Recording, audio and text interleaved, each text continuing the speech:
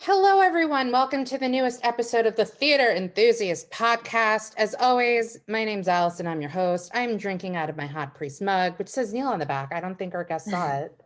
Watch it. You'll understand what this all means. And I have my Hot Priest candle lit. So he's just like staring at me.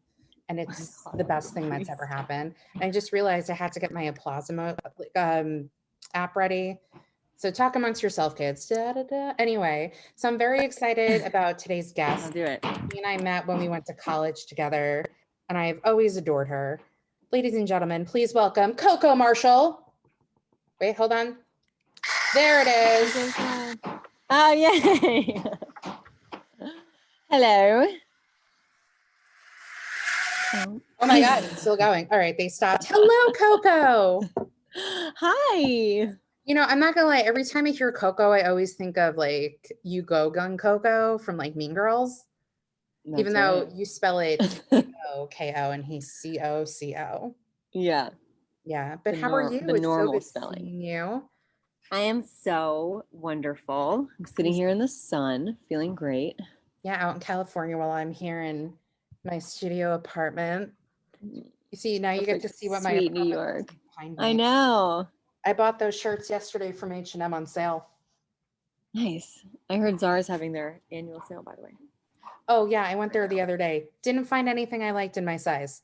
And then I have my Theater Enthusiast pillow that my friend made me for Christmas. Yeah. Oh, cute. Yeah. So, you know, we have merch, but not. Anyway, so we know I we love have that. time. So, also, I have a lot of show mugs, and every time I have somebody come on, I have a mug that I think of a show that they would be good in or a show that they were in. And I don't have any mugs that I thought would work for you. But as we discussed last week, my love of The Office started because of you. So I have my I Heart Jim mug. Oh, perfect. Yes. And also, I figured since we went to college together and you took a Shakespeare class, I do have a Shakespeare love mug. So I brought it out in honor of us going to Pace together. I love that. And I love Shakespeare. Oh, well, then let's see. Self-love, my lineage is not so vile a sin as self-neglecting. I live by that. I'm a big fan of treating oneself. I'll live by it. My heart is ever at your service. May the odds be ever in your favor. Oh my God, seriously, when they stormed the Capitol, I was like, this is the Hunger Games. I know. My friend just wrote me. I was like, hey, I was just thinking about you. And she's like, happy holidays / Hunger Games. Like, It's wow, crazy. you're right. And then my mom's like, they're storming the Capitol. And I just kept thinking from The Princess Bride, have fun storming the castle. Yeah. Oh my God, I need to rewatch that. Yeah, it's a great movie. 100 Anyway, years. so Koko, let's do this. So where are you from? I'm from Albany, New York. Albany, New York. Oh my God, my sister went to college New York. In Albany for law school. Did she? You did? There's a lot of colleges there. Yeah. I haven't lived there in a long time. Mm-hmm. I left the moment I could. I mean, it was great to grow up, but I left immediately when I was like 17 and moved to New York. To go to college. Bye. Yeah. So, you know, you do film. I'm sure you'll do TV, or you have done TV at some point. You haven't done theater in a while, but like, what made you want to become an actor? What makes you like, why do you love theater? Like, talk to me about that. I think it's one of those things that like I wasn't like a kid who was in plays my whole life and stuff like that. I like secretly really wanted to be, and I sort of always knew that that's what I was like gonna do. Mm-hmm. But it wasn't really a thing like where I grew up, you know, like at all. Yeah. So but I kind of just knew like I have a million other things I'm super passionate about. Mm-hmm. And so when it was time to go to college, I was like, okay, I kind of want to study, or I really want to study acting. Mm-hmm. And I knew it, but I was like kind of almost secretive about it. And I did a theater internship my senior year of high school at the New York State Theater Institute, which was amazing. And so we like took class. It was very weird. We would like not go to school, go to high school, but we would take like stage combat classes and makeup, and like some of the older guys who were like involved in the theater, I remember doing drag. Yeah. So they would invite us. I'm like 15, 16, whatever, and they'd invite us to come help them with makeup and like getting ready before the show. And it was just my whole introduction to like real theater. I got to do one play there. And then I just picked everybody's brain and like, help me, you know, I have to learn a monologue. How do I do that? Blah, blah. So anyway, I basically said, if I get into college for acting, because you remember I have to audition and stuff, then I'll do it. And if I don't, then it's not meant to be, and I'll do occupational therapy, which was my other thing I'm like super into. So anyway, so I auditioned. I see that. What's that? I can see the occupational therapy thing too. Yeah, I mean, I worked at, do you know about those the hole in the wall gang camps, Paul Newman and Charlie Woods camps? They're a global network of, it's summer camps for kids with chronic and terminal illnesses. And so there's one in upstate New York in Lake George area. And I worked there my whole life. I think I would either work, volunteer, or I was the camper there as a kid because my mom was a nurse. So I was working with kids with all sorts, from all different, you know, walks of life, with all different illnesses, ability levels, blah, blah, blah. So it was just something that's like always been really important to me. Yeah. And still is. And the dream now is kind of to like involve that someday in the acting world. Or the art world somehow. They have therapeutic, like you can go to school to become a drama therapist. Yes. I thought about it for a day because, you know, with getting laid off of work and, you know, being employed and trying to figure out my life and not really going in the acting field, because I mean, like, I don't know how good I would be anymore, but yeah, I mean, phenomenal. Toss her. Maybe, listen, we're gonna get there at some point, but like, I'm available to be in your series that you're working on. Dude, yeah, 100%. I'm there. I am more than comedy. I can do drama. It's comedy. Oh, even better. Oh, I just remember like when I did the food chain in college and like the director was like, don't play the joke. And I'm like, okay. And I played the joke and it worked. So like, don't tell me what to do. How about? Well, no. Yeah, comedy is fun. I'm like kind of new-ish to getting, I'm newly getting cast in comedic stuff. And finally I was like, fuck it. I find myself hilarious. Yeah. So I'm just going to write whatever I want. And like, I wrote a couple films, very just silly, like, you know, actually wrote a monologue that it was like getting good reviews. So I made it into a little short. And I was like, I can do comedy. I really like it. Yeah. Listen, I'm fun. It's the show's comedy. So if you think you're I know, exactly. Toss hair. Anyway, so let's talk about college. So what made you decide on Pace, and do you remember what you auditioned with? Oh no. Let me think. If you don't remember, it's fine. I don't remember.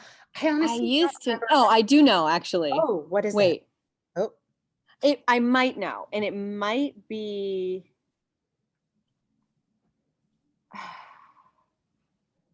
maybe not, but it might be this monologue that I have used since before I can remember. So that's why I think it's this one. It's from holy shit, I can't remember now. Oh my god, Tom Stoppard. When the woman is she's like a prostitute and she ends up killing somebody. This guy, and she's like, it was in self-defense, and her mother, she's on trial for it, and her mom is like, no, she pleads insanity, and the girl, I think her name is Claire, is like, no, I don't. Isn't it from like, Null or something? Is that it? Yeah, or maybe I think Jodie Foster did it in the movie. Was it Jodie? I feel like it was Barbra Streisand. Or oh, maybe. What the hell is it called? Numb? Or Null, maybe? No, I think it's like Null. Hold on. You talk more and I'm just going to look it up really quickly. Because I feel like anyway, like I could say it, right? It's like, I feel like you actually, because I remember the story of this, and I feel like, I don't know if it was you, but I feel like somebody did that monologue in college. Nell? 100% me. Yeah, Jodie Foster. Or no, Nell is Tay in the Wind. Remember that one? No. When she grows up with her twin in the woods. Oh no, Alone. That's Nell. No, it's like it's gonna bother me. I'm gonna look it up. I am like literally going in my head. I'm going, and this monologue is from the play blank by Tom something. Maybe it's not Jodie Foster. I think it's Barbara. It's like one word, I want to say. Oh no, I'm gonna get it soon. Don't worry. Well, anyway, I don't know if I auditioned with it. Maybe not. Is it Nuts? Nuts, yes. Haha, I was right. Because she's trying to say I'm not crazy, but she can't act that crazy. Is it Tom Toper, the play? Toppered, yeah. Yes, What did I say? okay. Stoppered? Who's that? But Yes. One. So now that I'm thinking about it, I probably didn't audition with it. Actually, I know for sure I didn't audition with it because I remember my audition monologue was super weird, and like my whole audition process was very weird. Who did you audition for? Doc. Mm-hmm. Only. You know, and he was like, "Great. Do you like skiing?" And I was like, "What?" Yeah. I just remember like not being about acting. Yeah, I auditioned for musical theater, and I didn't get into the program. I always think you were. I always put you in the musical theater box. Well, just because Isn't that funny? Well, you know what it is too, because I think you can sing though. Yeah, I can carry. Yes, I can. Like I know that about you. Yeah, well, I remember that. It's really funny too because like I took an acting for the musical stage class my junior year, and there were people who were like, "Holy shit! Like, why aren't you in musical theater?" And then like I remember I did Lisa Lamotte's Cabaret, and I had people come up to me after. They're like, "I had no idea you could sing." I'm like, "Thanks, guys." Toss like again a hair toss. Toss. Like I took such a good skill. I'm so jealous. I'm sorry. It's such a good skill to have. I'm just jealous. Listen, I think listen, there are not great singers out there, but I think there's some people like you can probably like I'm not, and I don't I can get by. Yeah, like you're probably not like the strongest singer compared to like a Barbara Streisand, but you can probably like Emma Stone isn't the strongest singer in the world, but she did like Cabaret on Broadway, and she has an Oscar for like singing in a movie. You know what I mean? I still like I could do that. I was in a band. Oh, nice. I've always briefly. My dream in high school was to be in a band, but it never happened. Yeah, it was not even a dream. For me, it was just fun and like a chance to perform because I was randomly found myself living in Connecticut, which no offense to anybody, but was not for me. And anyway, but I ended up in a band. So I was like, I took a singing lesson. This is my like me as a singer. I took like all lessons. So I was like, I should probably like learn what I'm doing. But I wrote some of the songs, so I just wrote it for myself, you know, like so that I knew I could, it could sound like decent. Yeah. And I took this lesson. He's like, okay, let's do like warm up, whatever, with the piano. And so he goes down low first, I think. And he's like looking at me like I have a pretty low voice as is, but it can go like really low. And I'm like really, really low. Like you know, I think it's from training in college probably. Yeah. But you just probably don't expect it. Like, and so I went really low and he's looking at me like I was insane. And then he's like goes back up and it can also just go really, really high. It doesn't sound good, but I can hit those notes. And he told me, proudest moment, he was like, I've never met a woman who can sing as low or as high as you, let alone both. That's incredible. I was like, thank you. By the way, like I do have your resume on your LA casting site, and I hope you know that I'm going to make you do accents because I'm very excited about that. So just because I say I'm an expert. I like in my mind, I think I can do accents, but I really can't. Yeah, I used to be really good at them. And now it takes a little bit more work. Like I have to, but now I can do it. I just have to usually try a little bit harder. Like I'll slip into other ones. Like one or two words and then it kind of just like goes away. But I remember I was watching like Conan Without Borders, and he was in Australia and he was learning like Australian slang, and she's like, comes from the back over here, like the back of yeah. I'm like, I'm doing an Australian accent. I have to remember it's coming. See, it doesn't even sound Australian. It comes from back here. I mean, I don't know if you know. It's like right. It's way back there. Way yeah, back I guess it is. Yeah. It's like So it's like really wide. yeah, they Everything have is a like show really this on way. Netflix. See, I'm losing it. Called Zumbo's Just Desserts. So my accent is Mm. from there. It's like, I really don't want to go into the Zumbo challenge. I'm already in there and I don't want to go in again. So like it's not Not great. bad. No, it's good. Yeah, No, sure. it's like it's quite good. I'd I feel say, like I've already lost it. Like, and I think I can do like a pretty decent Irish accent. yeah. That's Which a I hard one. think of right now, like, oh, because I was like watching a lot of normal people because I'm like obsessed with it. And I just like I'm brain farting right now Mm. on how to do it. Anyway, it'll come to me. The Irish accent, you've got to switch. Yeah, so if you're doing the It Irish takes me a accent, minute. yeah, so if you're doing the Irish accent, it's really very interesting in how to do it because then also you have Northern Ireland, which is a little bit harsher. But they had this play called The Ferryman, which is one of my like favorite things I've ever seen on Broadway. And the character Caitlin Carney is like one of my dream roles. And she's like, Mr. Muldoon, Mm. really happy you're here because there's something that I've been wanting to say to you for quite some time. So like that's my practice of the Irish accent is I just love it. Yeah.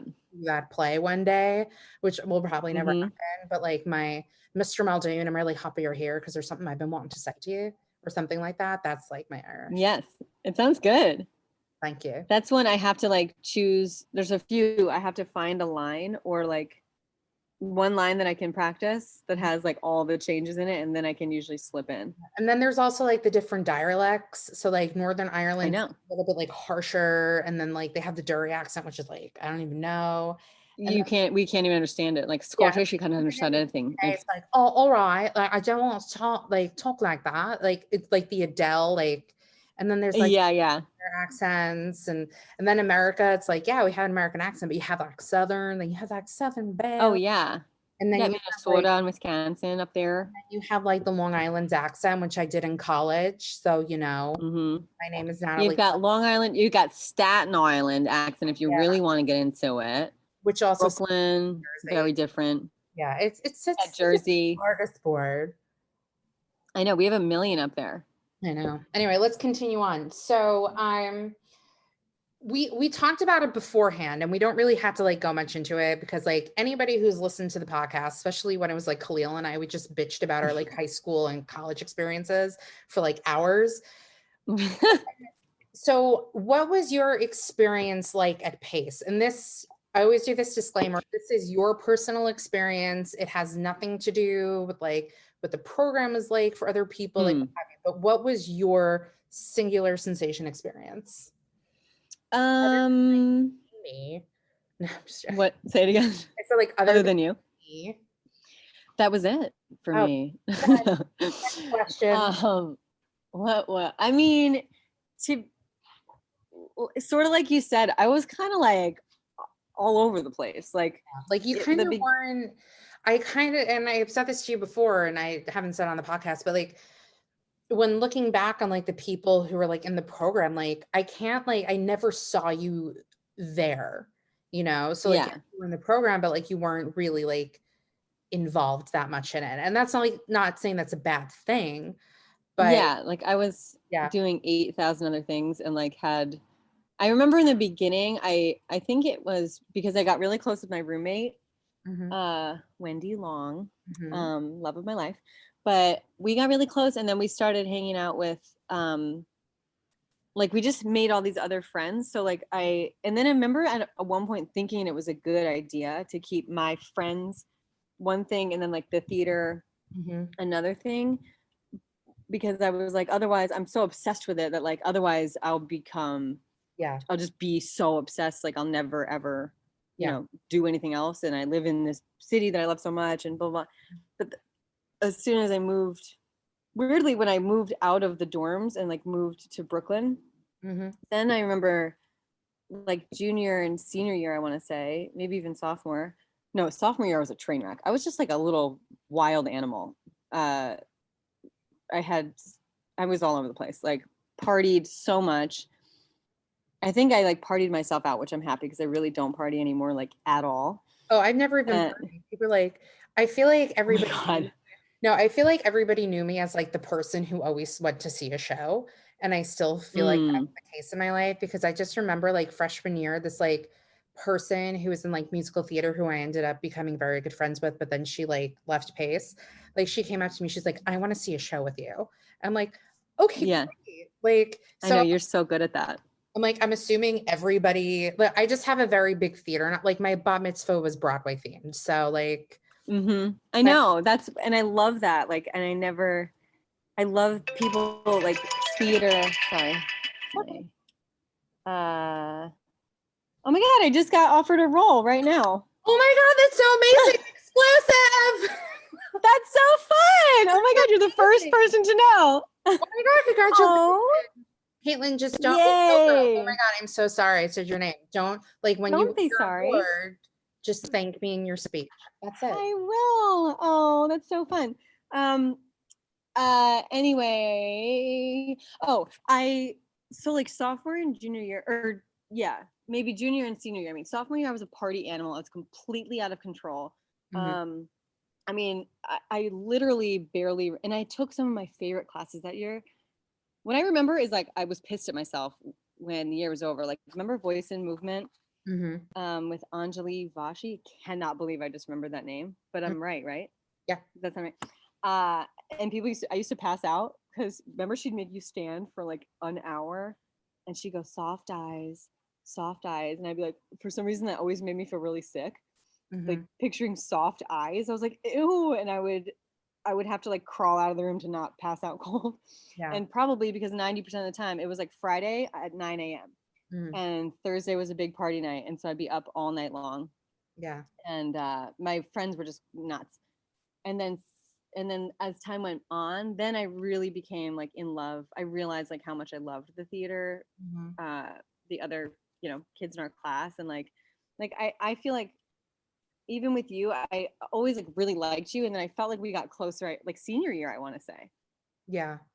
No, I remember, but it's all like kind of mixed up. I don't say like, I always say love. I always like loved you. I always thought you were just like so cool and just like, to be like Koko Marshall, Yeah, right. No, I just like, I always really, really liked you. And I think I'm a pretty good judge of character, like most of the time.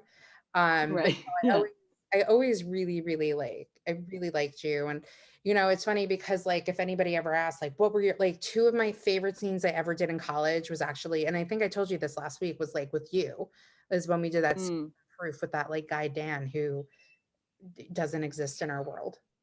I know. Yeah, I know. And I remember just being very inspired, like when I finally realized like who in the class I really liked working with, because I think I started to be like the way I am now is I realized this recently. I surround myself with people who I'm like impressed by or like inspired by. So if someone's like kind of lazy or whatever, or like talented, but they don't do anything or whatever it is, like I just gravitate away from them. But all my friends now are like people that I'm just totally inspired by. Yeah. And that started like later college when I finally like looked up from my boxed wine that Wendy and I would drink every night and was like, wait, I'm here like doing what I love. I'm obsessed with it. Like, I need to like, be a part of this community a little bit more.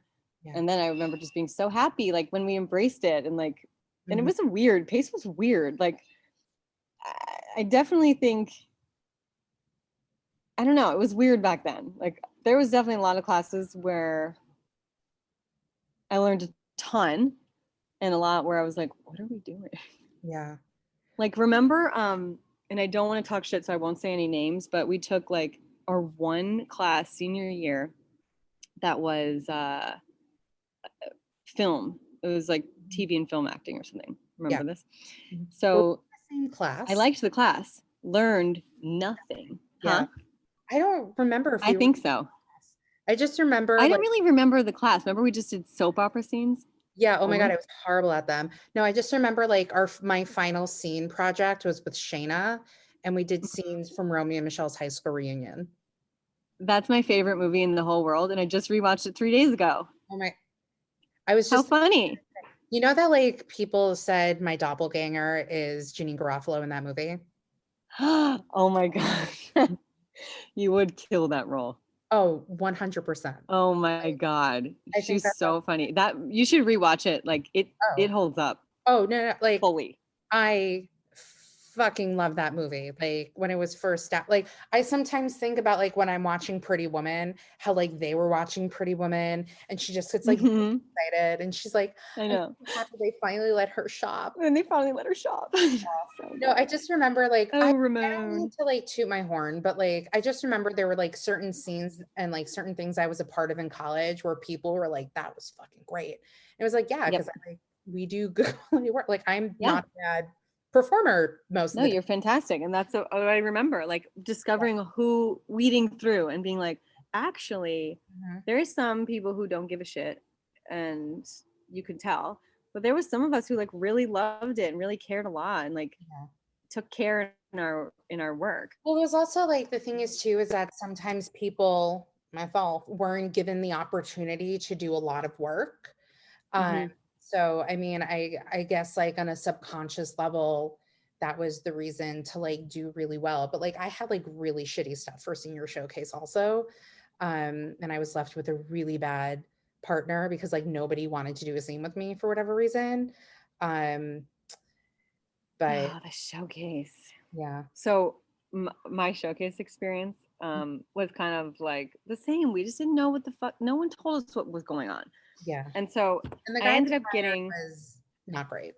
the guy what? The guy they hired was not great. Like he didn't do what he said he was going to. Yeah, no, I mean, no, it was not great. It was like a joke kind of. But that going back to this TV and film class that we took, Mhm. from our showcase, I remember I got called into the office of a huge network. Like I want to say NBC Mhm. or something. I was just like, holy shit. And they were like, yeah, come on in um, and audition. Just do like we'll have a general. Yeah. I used to do that. And I was like, okay. Again, at the time, I had no clue what that meant and like what to do. I remember just buying a new dress because I was like, I should get dressed up. Mhm. Not like what would the character wear. Like I just literally didn't know anything. And I go in, I learned my sides, and it was funny. It was like a comedic little sitcom-y scene. Yeah. And I learned my sides, went in, and it was my first time of all time doing an on-camera audition. Mhm. Like, thanks a lot, TV and film class. So Yeah. I'm like, in my head, I just remember being like, do I look into the camera? Like, no, Mhm. probably not. I'm guessing no. And Yeah. like I remember the reader, Mhm. like what now we're so used to, but the reader like gave nothing and really just didn't give a shit, you know? Yeah. And like, so my jokes weren't landing and I was like, what's going on? And then they called me and somehow I got a meeting out of that. I'm like, Oh wow. holy shit. So I go in to meet with, maybe it was the same thing. I don't remember, but I just remember being really nervous and really excited. I go in, never occurred to me to like look into this network or who I was meeting with. Like, I still don't know who it was. Yeah. And I didn't own a TV at all. Like, I hadn't owned one in years. So I never watched TV ever. And I go in and they're like, so, what's your dream role? And I'm like, I don't know, anything. And they're like, okay, from our network, what would your dream role be of one of our shows that's currently on TV? Mhm. And I'm sitting there with just nothing. I have nothing to offer. So I look around the room at the posters and I was like, you know who I would love to play? Ugly Betty. That would be my dream role because it was the only one I recognized a little, and I saw like a girl my age, and So they're like, I'm also going to correct "Really?" you. Ugly Betty was on ABC, so it was ABC Network. So it was ABC. Okay, yeah. See, I don't even know. Well, I no, still, it's funny because in the business of acting class we took, our professor was like, "You need to know all of these things," and I'm like, "Finally, my years of entertainment knowledge is I paying know, off." and I have none. I didn't have So cable growing up. yeah. Like Well, no, like TV even wasn't a part of my life. yeah, even in our like thing last week, like when I was talking to said actor and I was like, "Oh, you mean like this thing that you're doing and that thing?" And I'm like, "I sound like such a stalker." But and they were like, "No, it's fine. Like you They're need just really good at that. well, no, you also like it's a part of it. Like you kind of have to like know about people and like kind of follow their Absolutely. career to like whatever. Anyway, Yeah, so it's a good like it's good to be in the world and be informed. And yeah. like I'm still, to be honest, I'm still really bad about it. Like I've gotten better at trying to watch. You now shows. have my phone number. You can call or Oh my text God. me anytime. Like, I can't tell you the amount of times I get a text message from Shayna about something where I'm like, you can just Google it. But like, I'm so Right. that shit. Like, you don't even I know love that. how good I am with that. And if I don't know It's it, I Google it amazing. and I figure it out, or I like stalk something. Like, And I'm then you know it forever. disturbingly good with some stuff. Mm-hmm. See, yeah, I will be calling you, and I'm not just saying that, like Oh 100%. my God, People just are like, anyway, people because know like, directors and stuff, and I live in Los Angeles. mhm, Like, I know for sure I've probably been chatting with people who I should know who they are, yeah. and I have no idea. Yeah. You Well, know you what I know, it's mean? kind Like, of like a double-edged sword because like some people might be okay with that and like other people might have their ego being like, "Oh no, you should know who I am." yeah, You yes, know exactly. I what had this flirtation once bartending, I mean? and this was when it benefited me, but then I felt really stupid after. And this two guys and a girl came in, and this one guy was like so cute. He was like British and kind of like shy, but very funny once we all got talking. And this girl though was like not having it. I could tell they weren't together, but Mhm, she did not appreciate the fact that I was like a little flirty with him. And afterwards, like for example, I'm like, okay, I'm off, like my shift's done, I'm gonna leave, like nice to meet you guys. I shake the one guy's hand, I shake her hand, and then I go to shake the cute guy's hand, and she's like, don't touch him, don't worry, don't even touch him. And I was like, what the F? So I left, and then I texted my girlfriend who was bartending, and I was like, can you give that guy my number? mhm, Like, I should have, but I chickened out. Like, can you just give my number? We had like such a good banter.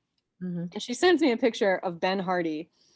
uh this was right after that recent Bohemian the Rhapsody. Bohemian Rhapsody had come out, and he's been in so much other stuff, but I hadn't seen any of it yet, so I had no idea who he was. And she was like, "You mean him?" And she's like, "You probably creeped him out because they all assumed you knew who he was, but I had no idea." So I wrote him on Instagram, and I was like, "Hey," Did he write back but to you? no, he didn't. Yeah, well, I that might have chickened out and not sent it, but I usually get ballsy and send it. So I think I did, and he didn't get I back to love me, which is stories fine. like that because I don't have any fun I mean, I do have a really fun Bruce Willis story, but that's like for not the podcast.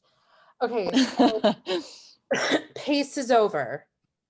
Well, actually, what was like your best and worst thing about going to Pace?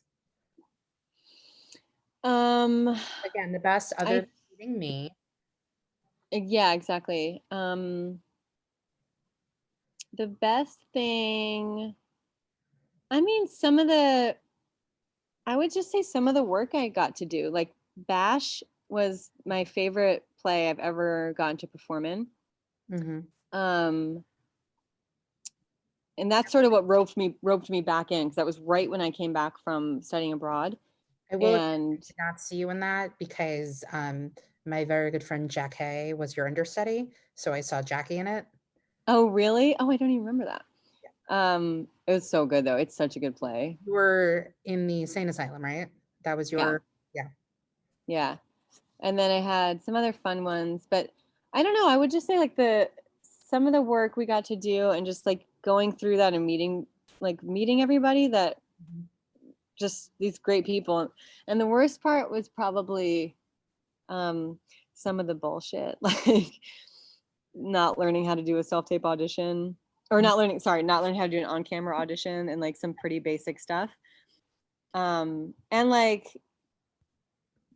there was definitely, like, I was bartending most of the time. So Yeah. I think I just missed out. Like I would be up until 4:30, 5 o'clock in the morning, and then have class at like 9. Mhm. Um, and so like, I don't know. So I would say the only bad part is like some of the classes were just like a waste, and that was too bad. And remember, they tried, like, I forged a bunch of stuff to because they made so many people stay, because anyway, I didn't have like some of these basic credits. They're like the core curriculum, whatever. But I was Mhm. like, no one told me I needed to do that. So I Yeah. just took all these art classes. So Yeah. now I have my major, I'm a BFA in acting with a minor in psychology, which is legit, Mhm. and a focus in art. because You took all the art classes. it was like this weird loophole that actually Bobby Savage told me about.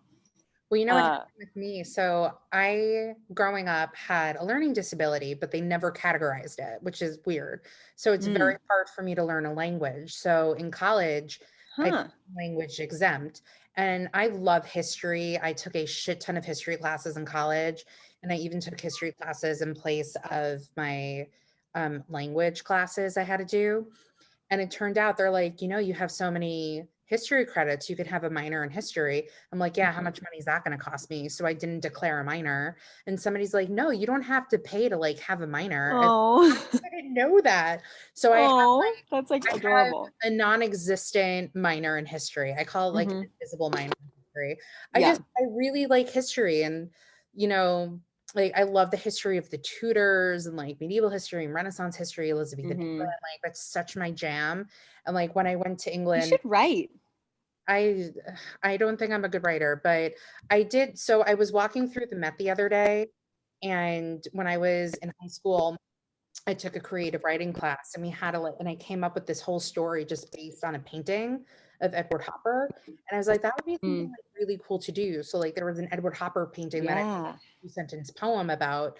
So it's like maybe I Mm-hmm. should just start like doing that for myself, just like look at different pieces of I art love that. and come up with like either maybe like 2 sentences or like just something to keep my creative juices going. Absolutely. Yeah. I think I'm gonna start doing that. And I also like really like Edward Hopper paintings. Me too. Yeah, and I just And like, they have a story. Like they, yeah, it would be really cool because everybody sees and feels something, yeah. but it's going to be different. So it'd be really cool to hear, to get a poem or a whole story from what, Well, the one that I you know. had was it was these two girls at a diner, and I wrote this whole like it was a diary entry, and it was Oh, this girl cool. who was like in love with her friend, and they were kind of in love with each other. But then she like ends up falling in love with some guy, and then she becomes a model, but she's still like best friends with this person. Mm, Nothing like bad happened. I don't I like, love that. yeah, so that was kind of like my thing that I like made up in high school. I think I still have like, and I put it in like a journal so it like looked like a Hmm. diary. And I think I still have it somewhere in my apartment. Cool. Yeah, you and I will get Ooh. together and we'll write something. I decided that Yeah. we're working on stuff. You and I will collab. Okay, so Yeah. let's talk more. So once PACE is over, you're done, you graduated. What is your next step in life? Like, where does Koko Marshall, what does she do? I booked my first feature. Actually, I did a short film that involved full nudity. It was a female director, Oh my and God, I I wanted to you see. were in that naked show they called it in the directing festival, right? The one that documented. Um, yeah, I was, wasn't I? But I wasn't naked. No, you were supposed to be, and everybody was like, it was such a big deal about it. Like the guy got naked, but like the girls were Oh yeah, underwear in their we bra. wore like little, almost like bikini, yeah, brown underwear. Yeah. Oh yeah, we wore like, of Yeah. course. It's like it's really like I have like a really weird good memory for stuff, and that literally just like flashed into my head. Yes, I totally forgot about that. See, that's the kind of thing that was like, I'm glad I went through a lot of this stuff, but like, I remember someone we were speaking about earlier, and again, I won't say names, but um, did an audition uh, for a play at his house, and this is a, and And like was like, okay, so now you'll get naked. Let's get naked and like roll around. was that one of the things that he wrote and directed? I think so. And I was like, no. And Yeah. then this younger girl ended up doing it, and like whatever, she seemed fine with it, but like it was not a good show at all, and like not necessary for her to be butt naked running around, in what was it called, Shaberly, in the Black Box Theater. I think it was Studio 501. Oh yeah, the smaller one. Smaller one. But anyway, so I had a lot of weird experiences like that in college, and I should have learned my lesson. But then, yeah, like I said, I did right when I graduated. I booked this very cool experimental. It was this girl from Spain, little short film, and it involved full nudity, but not sexual at all, just nudity. It was like sort of like apocalyptic, Mhm. and this whatever. and I wanted to see how I felt. Like, I just wanted to gauge my comfort level. So I was like, sure.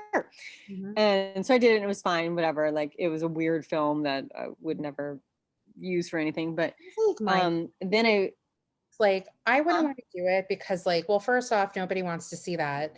But secondly, like, I just know for myself that like, especially my mother would like murder me and like Mm, be like, that's something my parents are going to see. Like, when we did Trojan Women, I was in the first sexual assault scene, which I remember that. was like the best one. And that's when I sliced my chin open and got blood all over the stage. Oh Uh, my God. yeah, that was an eventful night. And Yeah. then I Oh my God. started I'm just getting like, you're bringing back so many memories that I I just have not remember, thought like, of. I also, like, wasn't feeling well that day, like, I had a really bad headache, and I was super tired, and then I'm backstage, and I start, like, hysterically crying, and then the assistant director is, like, literally freaking out, and I was like, "I'm not crying because I sliced my chin open, I'm crying because I'm tired and I have a headache." Like, just to make her feel like, "No, it's calm down, it's fine, like, I sliced my chin open, like, I'm not crying because of that." Yeah. But Right. yeah, no, I had to like warn my parents about that scene, and my dad's like, "It's a good thing you warned me about it because I would have gotten up and done something." So, Oh, yeah. oh my God. My poor parents have seen. Well, there was also a long phase that started in college and lasted for a long time, many years, where honest to God, I'm not even exaggerating. If I saw a role for like a prostitute with AIDS gets beat up, I knew for sure I would book it. It was like sometimes I wouldn't even apply because I'd be like, I can't do this again. I Like, remember elegies. yes. I remember my dad sitting next to you and offering you candy. And I remember like this is really creepy for me seeing my dad is like kind of hitting on my friend. But he He wasn't. I remember I was wearing a jacket and I Oh no, had I bra and remember. panties underneath. Yeah. Yep. And then that was like my fourth probably bra and panties role. Yeah. And then And then I I did a whole movie yeah. that I never got made with Tommy whatever. Mhm. He has a different last name now. Oh, okay. I don't remember his real one anyway, so Oh, I do. I'll tell you after. yeah. Again, I I have called like him. really weird good memory for certain stuff. Yeah. It'll come to me, but I can't remember right now. Yeah. I had a yeah, whatever. We did a whole long thing. My first feature I ever booked, which was the summer after college, Mhm. was, and I remember it's so funny to me now. I remember jumping up and down screaming. I was so excited I booked this role Mhm. because two reasons. One, well, it was a lead role in a movie and I was really excited. And I Mhm. almost didn't go to the audition. I remember because I like didn't feel good, whatever. Mhm. And I went anyway.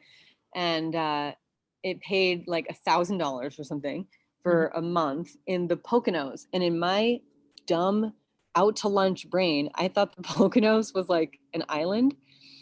Doesn't it sound very tropical? And I'm like, Well, no, I'm gonna go film abroad. I know what the Poconos is. So like when you say Poconos, I already know what it is. So I'm not gonna be like, Right. oh, like an island. If you say like, oh yeah, like Poca Marica, and then I'll be like, oh, Yeah. sounds like an island. But if it's like Right. oh, the woods, I'm like, oh no. But like when It's I was younger, I went to the Poconos. So that yeah. yeah. And the one I'm from New York, born and raised. I should know what the Poconos is. Didn't know. So now I know intimately. But and it ended up being like one of the best, absolute best film experiences because it was like go live there. We all lived in this cabin. It was like a horror movie, like Cabin in the Woods kind Mhm. of horror movie. And we were prostitutes, but we didn't have to get naked or anything. We just like killed our pimp or something. It's just absurd. It's on Netflix. You can watch it. Oh my God. Um, So excited. What is it called? yeah. I'm not a horror movie fan, but like I'll fast forward. Oh, dude, it's like a B horror. So it's Oh, like a funny. any type of thing with horror, just like what is it called? I mean, either it's called Hellfire. Oh, I'm so excited Um, for this. yeah, it's in my little list because it comes up on my IMDb. But it was my first movie ever. I don't recommend watching it at Well, all, you're a friend but of mine, but maybe I'll just watch the trailer. watch the trailer. I'll watch it. Honestly, and you'll see, like, unless you really love B horror and you really love blood and guts, Yeah. then you'll turn it off. But I met one of my closest friends in the world who was at our play reading. My girlfriend who's signed in from Tennessee. Her name's Nice. Casey Williams, and she's amazing. And I met her on that set, and it was just incredible. So like, but then I had a few that ended, and I did a couple projects. I was in a weird, like very immature for many years. I was like, I don't do commercials because I'm an artist. Like, so stupid. Why would you turn down money? Yeah. Whatever. So I was like, I don't do commercials, and I would literally like choose roles that didn't pay if I was more interested in that role over like a paying job, which is fine. Like, no regrets, of course. And I also just learned a lot of like kind of Me Too kind of moments happened in those first few years. And then I went and traveled for like 6 months. I traveled a lot during that time, and then I had a really shitty experience. I booked again, I got totally ego. I booked a lead role in this film called Leading Lady. And I was like, oh my God, like, this is amazing. It was actually like miraculously a pretty good script. Also like a thriller. And the writer director ended up being such a creep, like actually to the point where like, I mean, I still have nightmares sometimes, like a stalker, creep, horrible human being. And I took it for way too long. And thank God I knew enough to not tell him where I lived. Yeah. That was the only thing. He'd be like, let me come pick you up. Let me pick you up. We got to go bra shopping. You need a push-up bra for this scene. I'd be like, what? And like, there was like a killing another woman scene in there for literally no reason. So many red flags. But I was all ego, and I was like, I'm the lead and the leading it. So we get like 2/3 of the way through, and he tried to there was a scene where I was like supposed to be in bed with this guy, and basically all that happens is he's turned over and I turn over and I look like ashamed. Yeah. That quick, no big deal. He was like, take your top off. And I was like, no, that's not in the contract. Like, I'm going to wear a strapless and you won't see it. It'll look like I don't have a top on. No, it won't. And finally, whatever, we fight about that. I win the fight. And he's like, okay. I said, who did you cast for the guy? And he was like, oh, shoot, I must have forgotten to cast somebody. And I was like, excuse me? Like, my boyfriend at the time had been in town. I offered him to come to set, blah, blah. He said no. And he's like, I guess I'll just do it. And I was like, he'd already been such a creep. There was like a sex scene in the movie, and he sent us, me and the other actor, video of it. He sped up and like put a funny filter on it to make it funny.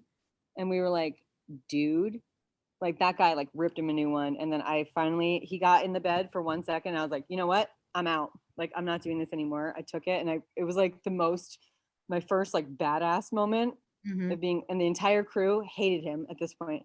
And the entire crew just put their shit down. They're like, we're done, dude. Like, you're like, this is disgusting. We've watched this happen for too long. Like, you're done. Anyway, had that happen. And then immediately, like a week later, or not a week, but maybe a month or two later, my then boyfriend got a job offer in Sweden. And they were like, we'll move your girlfriend there too. Part of the deal, we'll pay your guys rent, blah, blah, blah. Come to Sweden. Is this the boyfriend you had in college? Yeah, I really liked him. I don't know how like on terms you were, but like I really liked him. Like, he was a cool dude. I know, he's such a good guy. He's an incredible guy. We're broken up now, but we were together for 9 years. Yeah. And ended up in Sweden, and that's who I always was traveling all over with. So weirdly, this is like, I'm sorry, I'm rambling so much now, but Sweden is where I kind of reconnected with. I did theater in New York afterwards. I did. Well, I know that you did Glass Menagerie and you toured Sweden with it. Yeah, so I started a theater company out there. That's out awesome. Of just like need. I was like, I hadn't acted in like 2 months, I remember, and I was losing it. And I don't even remember like how I met these people. I just met them. It was a girl from Turkey who I love, a guy from Canada, a dude from Mexico, and one guy from Sweden, and myself. Yeah. And I was like, we're gonna start a theater company. So we got to premiere the play in Istanbul at this huge international theater festival. Like, it was amazing. So we did the show there a bit, and then we did it in Sweden, and for a while, and we were like moving on to a new one, and then we ended up having to move back to the States. So I was in Sweden for like a little less than 2 years. But it was so cool, and I got to do theater. And so at what point do you move out to LA? 4 years ago, we left Sweden, ended up moving to Connecticut, where I said I was just like an absolute fish out of water. Mm-hmm. But in Connecticut, I like always, you always find your people. Like it was, all of this was really good for me because I like in Sweden, I had a day job and I liked it. I was pretty good at it. I was basically became like an event planner. Mm-hmm. And I enjoyed it a lot. And then in Connecticut, I had a million jobs, but every time I always came home to acting. Like I had to do it. It's like, I don't even, so I met this guy, Jimmy Patterson, who's unbelievably talented filmmaker and musician in Connecticut. And I was kind of like, ugh, like, leave me alone. He's like, you're an actress? Cool. Like, let's work together. And then I looked at his shit online, some of his past films, and he's so good. Mm-hmm. So him and I ended up being, he's one of my closest friends in the world now. Mm-hmm. So we did film some stuff, and we were in the band together and all that. So it worked out great. And then we decided to move. I lived there for 2 years, and then we moved here 4 years ago to LA, and it's just been amazing. Like totally not necessarily maybe what I expected, but like hit the ground running. My first year out here was like probably my most prolific year ever. And then, it's obviously like goes up and down like all artists' lives. Yeah, I got laid off because of the pandemic, and like every day I'm like applying for jobs. And people I talk to, I'm like, listen, it's the same thing with acting. Like you can go on 100 auditions and book one thing. Mm-hmm. And like after the interview, like it's not anymore. You did what you had to do. And that's kind of the same thing. And like in the past with these readings that I've directed, I had a particular person trying to push like, oh, this actor, they're a really good dramatic actor. And I had to say to them, listen, just because they're a good dramatic actor doesn't mean that they're going to be necessarily right for this role. So it's also like dependent upon like, the vibe, not the vibe, but like, it depends on if whomever is casting like sees that person as that. And it doesn't mean that like Koko Marshall comes in and gives like a fucking amazing audition. Like, it doesn't mean that, Right. You could totally like, I feel like some of my best auditions in my entire life are the ones that I don't book. Yeah. And but you're like, what? Like, I watched The Search for the Next Elle Woods this summer going to your senior year of college. And Seth Rudetsky said something that I still think about like all the time. Like when I also haven't auditioned for anything in like over 10 years, but he said that you have to treat every audition like a performance. So like, even if you have like that 1 to 2 or however long an audition is, like in those few minutes, like you get to perform and what you love doing the most, and whatever happens, but at least in those minutes, you got to perform something. Yeah, I know. I love auditions, and I always have, because of that reason, because I tricked myself into it years ago, going in with that mindset. I was like, who cares? I just get to act. Yeah. I don't love commercial auditions because I'm not a puppet, but like, you know what I mean? Like they're always so weird. And like about that, because I haven't really had anybody on the podcast who's actually done like a fair amount of like film commercial auditions and things like that. It's mostly theater folk, and like you're a theater folk, but you're, you have a little bit more experience with like the film stuff. Why don't you talk to me a little bit about like what the audition process is like for film, for commercial compared to compared to theater. Well, what I've found here is like, honestly, I can barely even remember like theater. I mean, you don't do monologues, period. Yeah. I still know some, and I've like. Oh, I remember my Reasons to Be Pretty monologue from senior year. I remember your Reasons to Be Pretty monologue too. Because it was really good. I remember like I did somebody's directing festival show, and we were in the rehearsal room and I did the monologue and somebody actually thought that person said it to me because I was just like rehearsing it. And they're like, oh my God, like that happened. I was like, oh, Like, no. Like that's like a monologue for an acting class. Right. Which is literally the dream. Like, Yeah. They don't know that they just said, holy shit, that was a great performance, but they did. Yeah. Listen, I know I'm really great in that part. I'm not very good with reading out loud. Like if it's like in front of me, so I wouldn't be able to perform it virtually. So. Oh yeah. It's you know what's funny? I started the acting classes that I was taking pre-pandemic. It's Anthony Meindl's actor workshop, and I love it. AMAW. They're so great, and we do it all on book. So because they're like, we don't want we're not here to worry about like the lines. I originally was taking class with this guy named Tom O'Brien, who's amazing director and actor and just guy and teacher. And he was in New York theater, like he was a New Yorker and totally had theater background. So I right away was like, oh, my people. Yeah. And we would do like full performances for our scenes. But that doesn't, I found what helped me way more like in real life out here was doing the scenes on book, because half the time you have 2 pages of like, kind of, it's just dialogue sometimes. Yeah. Or sometimes you just murdered somebody and you look up and, whatever, there's a gun in your face. Yeah. Obviously like weird stuff, but you only get such a little amount of time. It doesn't matter. The lines don't really matter in the auditions. It's like, you have to show like who you are as this character. I don't know. So I think, and now they're all virtual. They're all self-tape auditions. Yeah. Which is fun. I'm getting more used to it, but I really love going in the room, and like some of, a lot of directors I've gotten close with since them casting me, a lot of the time have come back and been like, we booked you because of your vibe. Like, because you came in and you were like very, we just liked who you were, and like, and we liked the read. So we booked you. And I'm like, I feel like that's missing now. Important for people to know.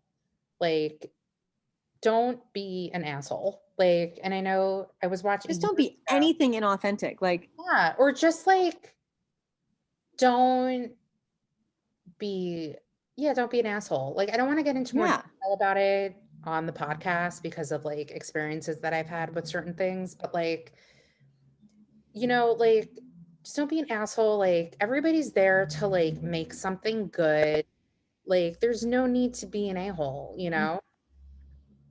Right. Like, they're meeting creatives and like our people. An asshole, nobody's going to want to work with you again. Like, let's say. I've seen it so much. Like, I've seen jaw-dropping behavior in audition rooms, and I'm just like, what? Yeah. Like, okay, they're a little bit behind. That's expected. Like, it's New York, like, oh, I mean, I'm just like, well, people storm out and just like crazy. Oh, I've only done that. I did that like I don't do that shit years ago. I was like waiting for like an informal interview, like an informational interview, and the guy was like 30 plus minutes late, I think, and I was like, is he like, what's going on? But like, I do that if I'm at a doctor's office. I'm like, I've been waiting for an hour, like, what's going on? But like, I'm not gonna do that in like an audition, right? No, unless you like, I mean, if they're being rude about it or whatever, you just get a terrible vibe from it, sure, like, leave. I wouldn't say storm out, like, but if that's really how you feel, I guess, then storm out. Yeah. But yeah, I mean, commercial ones are so weird. They're like, literal examples have been like, okay, middle of winter, sit on this metal chair but pretend like you're in a bikini. So take your clothes off, now you're in a bikini, and pretend like you're in a hot tub with your friends and you're flirting with the guy next to you and you're splashing him and just like laughing and laughing. Alone in a room in the middle of winter on a metal chair. Like, the amount of times I've had to do this kind of shit, I'm just like, really? It's so, I mean, I always think like this is really good practice, because I have this belief that to be a good actor, or just to act at all, you have to like really not give a fuck. Like you have to turn off like Mhm. the committee in the back who's like, you look stupid, like you're an adult pretending to be somebody else. Like you have to really truly be able to like ignore that and just simply not care. And I think that's how people do really good work. So whenever I'm in these dumb auditions, that's what I think about.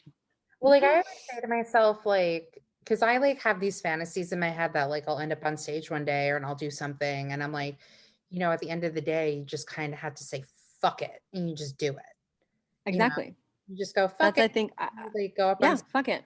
full of yourself, and also like if Right. you're having a fucking good time doing it, like, you know, whatever. It translates. Yeah. And I mean, to go in with drama, with comedy, it doesn't matter. Like with character acting, with someone who's very much close to yourself, like it's the same. You have to say fuck it, like no matter what.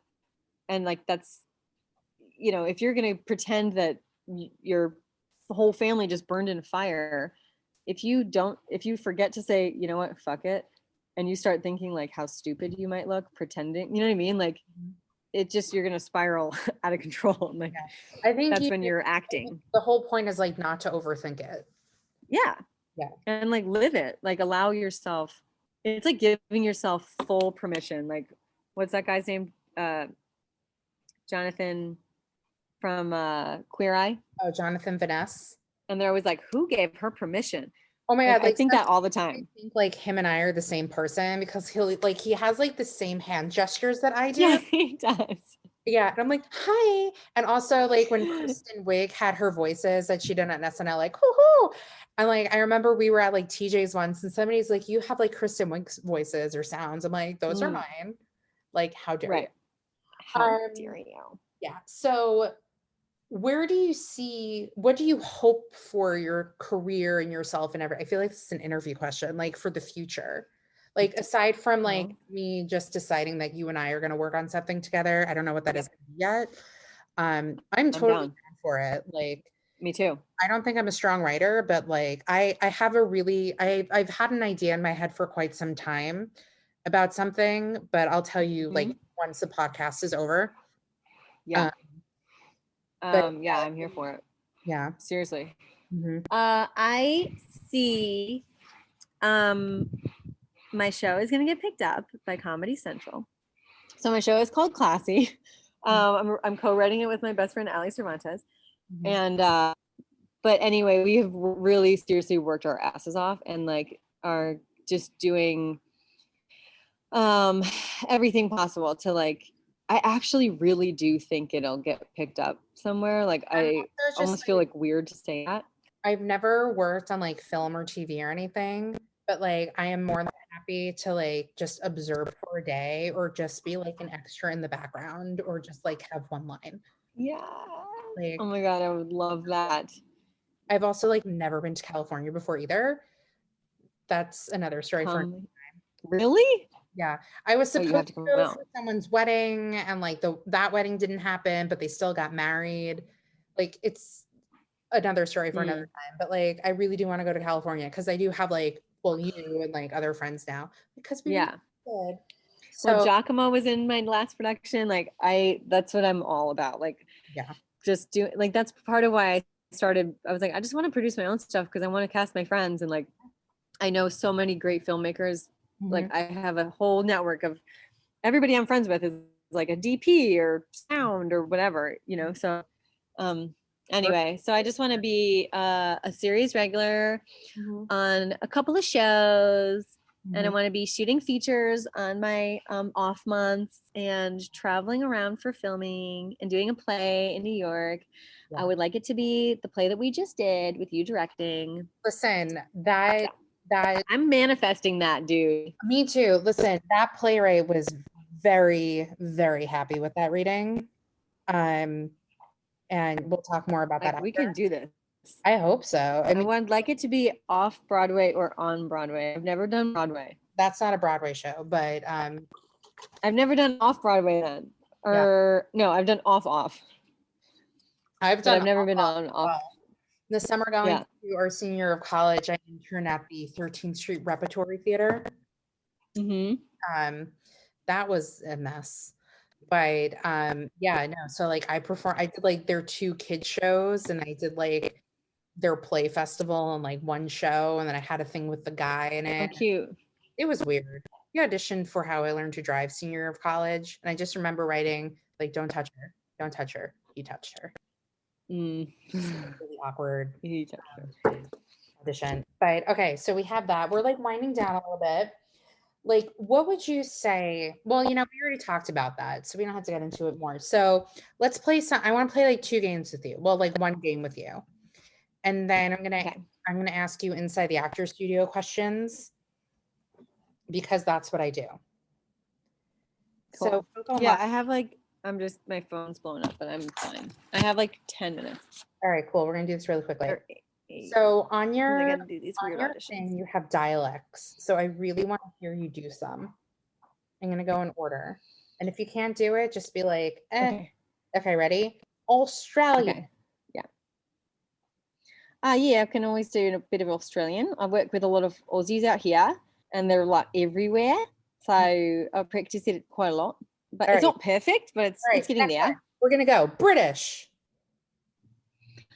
Well, the problem with British is now I sort of start to do Australian often, but I can do British if I really think about it. Okay, ready? Cockney. And it depends on where you'd be from. Yeah. Where? Cockney. No, say it again.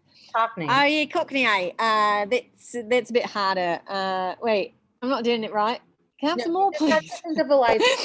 I can do like the Cockney accent when she sings, like, all I want is a room somewhere.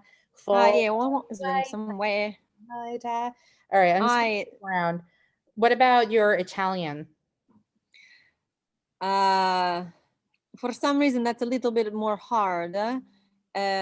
Because I'm always thinking about the Spanish accent, but I try. I think it's a mix of Spanish and Italian. Yeah, I'm trying to think of Giacomo Rocchini. Yeah, I think I can do a really good Italian accent, because it's a little bit of this, a little bit of that. Yeah. I remember because my family are like huge Disney people, and I remember a couple of years ago, I was down in Disney with my sister, and we were in the German pavilion. And I was like, oh, we are in Germany. Like, yeah. How's the German? We're going to have some Wiener Schnitzel and beer. And she's like, they don't talk like that. And so then one of the guys who worked in the pavilion, he's like, hello, how are you? How may I help you? And I was like, Pachoo. And he's like, actually, it's video, yeah. Scandinavian. Oh, that is a hard one because actually they don't really have that strong of an accent. But when I was living there, they would say some words funny, like "God damn it." Yeah. Could you do Canadian? You're asking me all the hard ones. No, that's not Canadian. Sorry. Well, it's really interesting. So I do a really good impression of my mom's cousin, and this was like probably 20 years ago, or no, less than 20 years ago. I'm aging myself, but like this is my impression of my mom's cousin leaving us a voicemail on the answering machine. Remember answering machines? Hello, this is your cousin Lawrence, just letting you know that our son Adam got engaged. So that is Montreal Canadian. Okay. Oh, okay. I was like, it's very specific. Okay, so it could also be French. Oh yes, we can do the French accent. Because if you're speaking about Montreal, sometimes they are speaking French, and I know the accent is very different, but the French accent is fun to do. It's all here. If you want to answer the next bunch of questions in French accent, you can. All right. Oui. Actor studio questions. Are you ready? Here we go. Koko Marshall, what is your favorite word? My favorite word? Mm-hmm. In which language? My favorite word? Yeah. One of my favorite words in Swedish is födelsedagen, which means birthday. Oh my God, my favorite födelsedagen is in 5 days, and I'm very excited. I love that. Your födelsedagen? Födelsedagen. That's like my new favorite thing now. Gratis födelsedagen. Oh, yeah. Okay. I don't know what my favorite English word is. Well, födelsedagen can be it. All right. What is your least favorite word? Oh my God, I do know this. I just was talking about this the other day. It's It's not moist. I hate it. I know that's like such That's a a go-to. lot of I don't mind the word people. moist. I know, which I don't really get. Yeah. I think of it. It's something with like not rural, but something like rural. Because like I don't like the name Rory. I hate saying the name Rory. I can't say it. So that's your least Maybe favorite word. that's my least favorite word. Is Rory. Rory Gilmore. I'm just joking. Okay. What turns you on? Sparkling water. No. But yes, actually I am very addicted to La Croix. That's fine. What turns me on, I would say creativity, sparkling water, and good organization. You know what? I think we should write a script called the Sparkling Water Organization Creativity Series. Okay. What turns you off? Series. Yeah. Laziness. Okay. What is your favorite Yeah. My favorite what? curse word? Say it again. Your favorite curse word? Probably fuck, but I will say I say the C word a lot. Whatever you can combine. And I think it's because of a lot of Aussies. Fucking cunt. Some people hate the word cunt, so I don't like to say it, but the Aussies just throw it out there like it's no problem. Yeah. And I work with a ton of them, so cunt probably. And fuck. Fuck is probably my favorite swear word. I feel like fuck's everybody's because you can use it in so many different ways. And it's such a good word. Yeah. Okay. What sound or noise do you love? I love the sound of water, like when you go like through water. Yeah. What sound or noise do you hate? I hate like a dry-ish sponge on wood. Oh, like that's very specific. Yeah, or like a lightly moist sponge on wood. I can't stand, like I could puke thinking about it.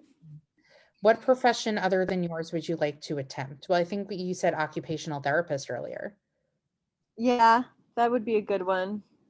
I do paint, but not as a profession. That'd be fun. Sorry, there's more. Go ahead. No, that's it. I'm just gonna ramble. What profession would you not like to attempt? Or would you not like to, would you not like to attempt? Anything in like an accountant, anything that has numbers, takes place under fluorescent lights in an office. Yeah. I like math, so I guess I should say like, I don't know. Yeah. Something even more boring. All right, here we go. Last question. If heaven exists, what would you like God to say when you arrive at the pearly gates? What's up, bitch? I'm going to send you that gif. Like, what up, bitch? Yeah. And as James Lipton would say, here's your students. So I do have one last question. I always on my podcast with this. Why do you think theater is important? Oh, why isn't it important? I think it's important because it connects people on like such a deep level. Hold on, I know that I'm going to use I'm not going to explain this right, but like just how theaters existed since probably before language existed. Like it's always been there, so obviously there's a need for it. It's obviously doing something, and I think it's like causing a feeling in somebody and letting them like experience something collectively brings humans together and just sort of like makes us all more have more empathy and like be more about each other, care more without even knowing it. Well, Koko Marshall, thank you for being on the podcast. Is there anything that you wanted to say, go over? Is there anything you wanted to ask me or anything like that?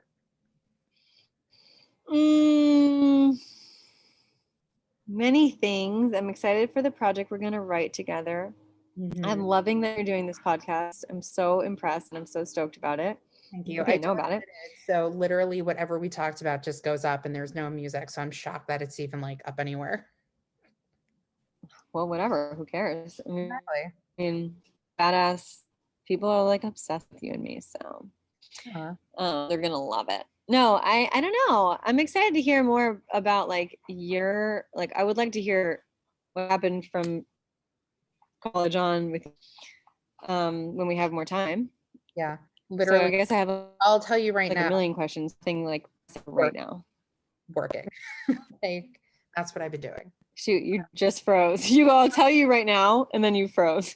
Oh, can you see me now? Am I still frozen? Now you're back. Okay, I'm swaying no, back. you're not frozen.